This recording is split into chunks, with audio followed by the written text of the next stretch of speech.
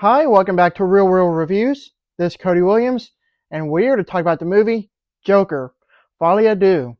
If you're confused by the subtitle, it's French for Insanity for Two because in this movie, Joker meets his partner in crime, Harley Quinn.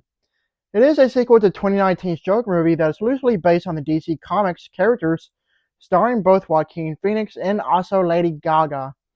Even though the first Joker movie was initially conceived as a standalone one-and-done film, I honestly don't know what to think about a sequel.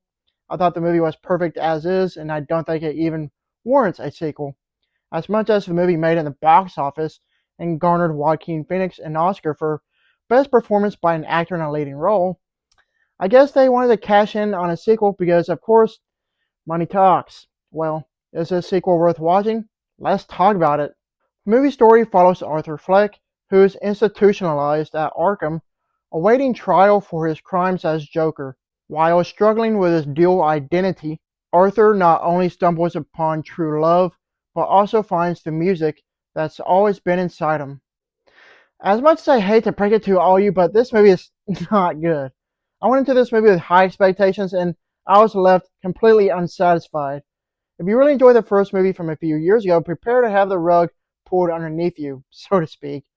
Obviously, this movie has a lot of issues, which I will get to later, but right now I want to talk about the only good things the movie does have, which include some phenomenal acting performances, tremendous looking production design, and some stunning visuals.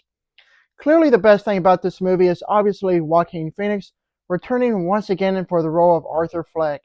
He delivers an unsettling, commanding performance that is simply amazing. If you enjoyed his performance from the first movie, you're definitely going to love him in this sequel. Having Lady Gaga as Harley Quinn, I thought was an amazing casting choice. I thought she was the best live-action interpretation of the character, and she is phenomenal. When it comes to other co-stars, we have Brendan Gleeson, who is a standout like always because he's such a great actor. Another thing that I liked about the movie is simply how good it looks. It is beautifully shot with some great-looking cinematography that is truly mesmerizing. The framing and composition of the shots are wonderfully well done with various filming techniques, all including overhead, wide angle, and close-ups. To say that this movie is visually stunning is quite the understatement.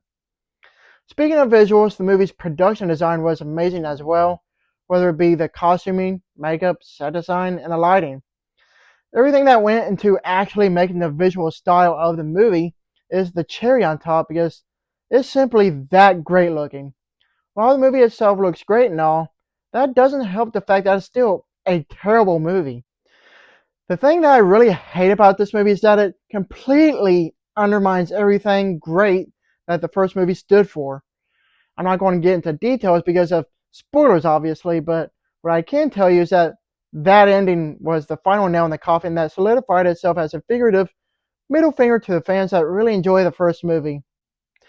To be fair, I don't think the movie itself knows what it wants to be because clearly there's a whole identity crisis going on.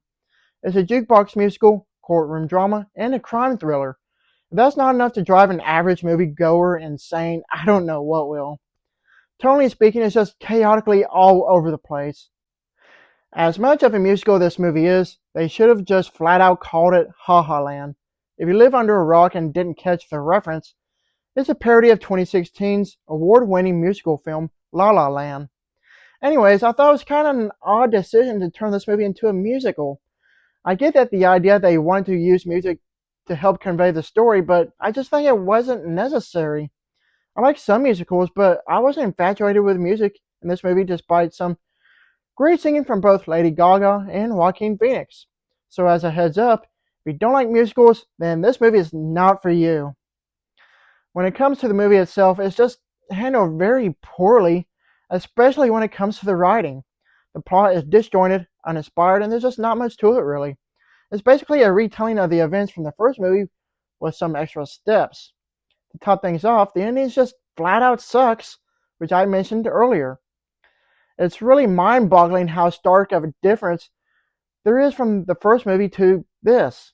Easily said, this sequel should have never been made, and the studios need to take this as a lesson to leave good things alone when clearly the first movie was perfect as a one-and-done film. Overall, Joker, Folie Deux is a laughably underwhelming conclusion that ends on a whimper.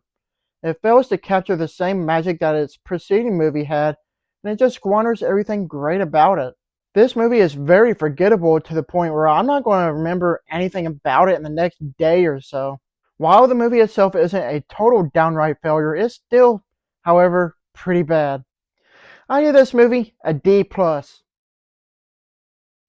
Thank you for watching, and don't forget to like and subscribe to my channel to keep up my real reviews.